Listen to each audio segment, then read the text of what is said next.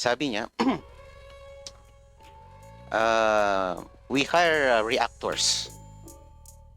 Ang trabaho ng reactors, 100 or 200 or so reactors. Ang trabaho po nila ay magbigay ng positive reaction sa mga posts ninyo, magbigay ng positibong comment sa mga posts. Meron daw kayong maintain na 200 reactors and 76 or so vloggers. Kung sa tingin nyo po, Mr. Secretary, ito po ay organic, bakit po natin sila kailangan bayaran?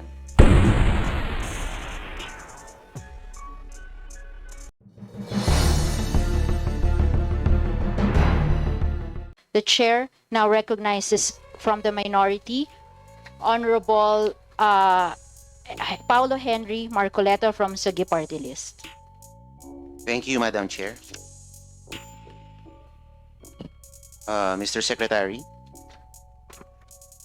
looking at the budget of the PCO proper, the fluctuations are rather large. From 493 million in 2023, it reached nearly 90% to 933 million in 2024, only to be cut to 695 million in 2025. And now, the PCO is requesting a 954 million budget for 2026. This rather yo-yo or fluctuating budgeting makes it impossible to track long-term strategies. Could you kindly explain to us what new urgent mandate justified the nearly doubling of your budget in a single year? Thank you, Your Honor, Madam Chair, and thank you for this opportunity to explain what you have described, Your Honor, as the yo-yo budget. I was informed that the budget in 2024 was significantly reduced because of the low utilization rate in 2024. Unfortunately, the budget went down after that. But based on the 2025 budget, what we are proposing right now for 2026 is really more aligned to the 2024 level and consistent with the programs that we have initiated in 2024. Plus, not to mention the fact that we are looking at a very important year for this administration next year. We are about to host the ASEAN next year, and this will require a lot of communications support from our agency and our attached agencies, and just restoring it to about the level of 2024 will enable us to cope with the responsibilities and the tasks ahead of us in 2026. Just a follow-up question. The bulk of the increase was in PCO's maintenance and other operating expenses, which grew to 689 million. Meanwhile, PCO's 2026 performance targets for 2026, such as disseminating 3,350 new news releases, are identical to PCO's 2024 targets, despite requesting an even higher operations budget. How can PCO justify a higher budget when PCO's own targets remain stagnant? Is the PCO simply asking for more money to do the same amount of work?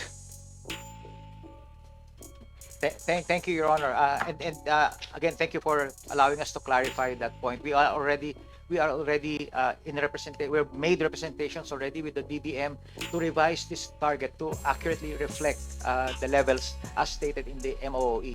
So we are now in the process of revising those targets, increasing those targets, and coming to an agreement with the DBM on this one. Thank you for that answer. My last question.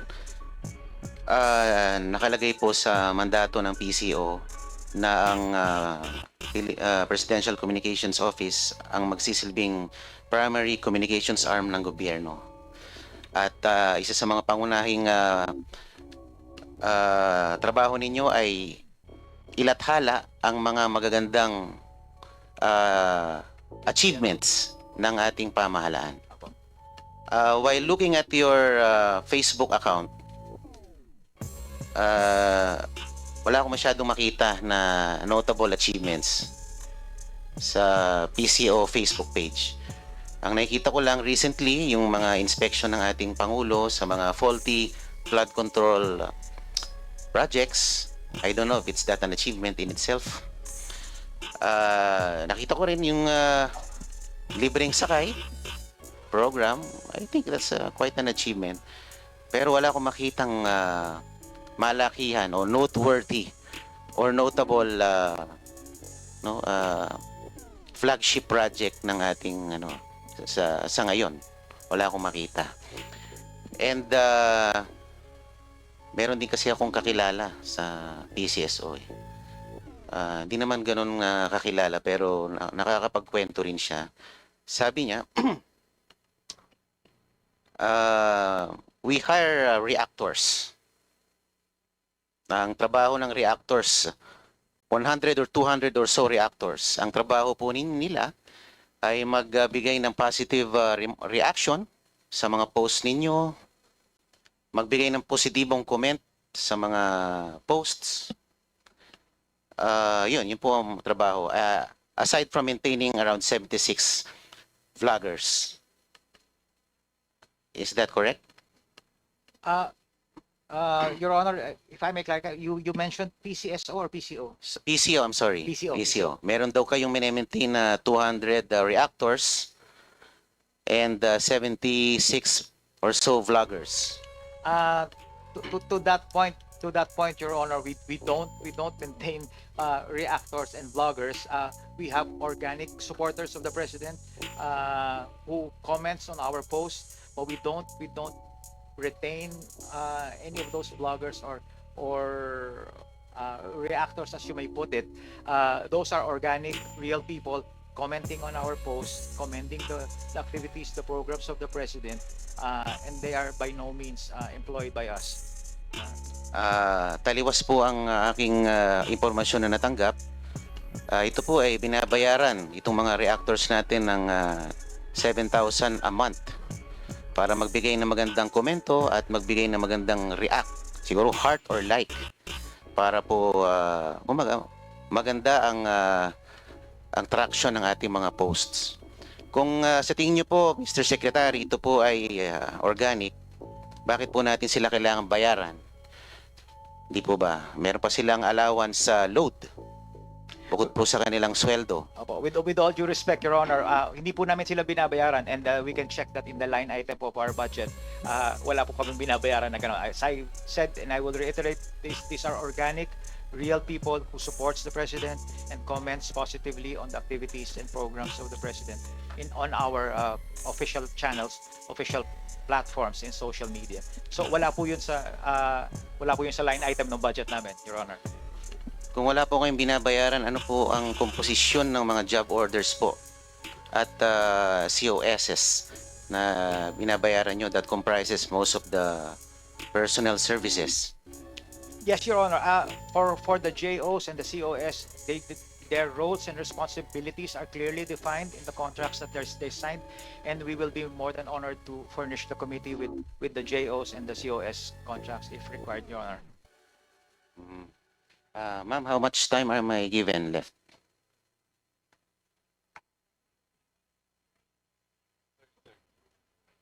Opo. Ito na lang po. As a way forward, Madam Chairperson, Mr. Secretary, may I kindly ask for the committee to direct the PCO in submitting to the Secretariat and my office within 5 working days the following documents: traveling expenses, a list of all foreign and local trips, their purpose, duration, cost, and the personnel who traveled; professional services, the names of all consultants, their terms of reference, their fees, and their specific outputs of deliverables; advertising expenses, a list of all placements, boostings, the media outlets paid, and the cost of each campaign; and representation expenses, a detailed accounting on how the 41 million for 2024 was spent. Mr. Secretary, considering the similarity, just a manifestation, quick manifestation. Other than the requirement that I gave them. Before we move to the manifestation, just wanted to check in, Secretary Gomez, would you be comfortable providing those information within 5 working days as requested by Representative Marcoleta? We will comply, Your Honor. Makakaasaw po kayo. Opo. Ito naman po ay ano ko lang naman, pakiwari ko lang. Di po ba mas madaling depensahan ng administrasyon kung ito ay maraming mga notable achievements? Mas madali siyang depensahan kaysa depensahan yung mga or labanan yung mga kritiko ng gobyerno. Kasi ang nakikita ko po, parang din, siguro, napansin ko rin kasi si Yusek Claire Castro, pag siya po ay nagsasalita, lagi siyang on the defensive tone. Sa akin, rather than showcasing the landmark achievements of this administration, the PCO is reduced to just defending the administration from the harsh critics. Hindi po ba mas magandang kung gagawa tayo ng maganda para sa ating bansa? Tulad ng sinabi nyo, Secretary Dave, mas magiging organic ang mga taong dedepensa sa ating Pangulo at sa ating pamahalaan kung gagalingan natin ang ating pagganap ng ating tungkulin sa ating gobyerno. So, sana naman po bukas o mamaya wala akong matanggap na PCO-sponsored attack. Dahil inaasahan ko na to. Kaya lang, mag-iingat lang po ang mga kinaukulan dahil baka kayo ay liable din sa cyber libel. So, pag-aralan nyo rin po. Yun lamang po. Sana mag-focus po kayo sa paglalahad ng mga notable achievements ng ating administrasyon rather than resorting to attacks from our critics. Mas maganda yun na taong bayan na mismo ang dumedepensa sa ating Pangulo. Yung lamang po. Maraming salamat. Madam Chair, if I may respond to the manifestation. Thank you, Madam Chair. I would just like to assure Your Honor that as I pointed out earlier when I assumed this role 6 weeks ago, that I am committed to what I call my 3 Ps minus 1. I am here to communicate and socialize only the programs and policies of the President minus the politics. And that will continue to be the focus of while I continue to hold this role in the administration. Thank you very much, Your Honor.